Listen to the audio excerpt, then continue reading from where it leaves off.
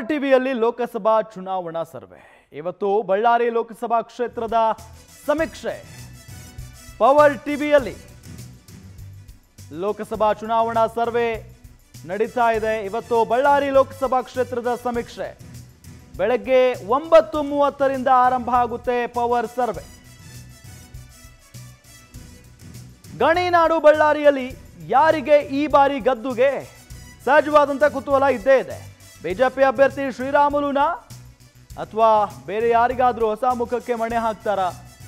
ಕೇಸರಿ ಪಡೆ ವಿರುದ್ಧ ಕಾಂಗ್ರೆಸ್ನಲ್ಲಿ ಯಾರು ಕಡುಗಲಿ? ಹಾಗಾದ್ರೆ ಕಾಲ್ ಮಾಡಿ ವೋಟ್ ಮಾಡಿ ನಿಮ್ಮ ಆಯ್ಕೆ ತಿಳಿಸಿ।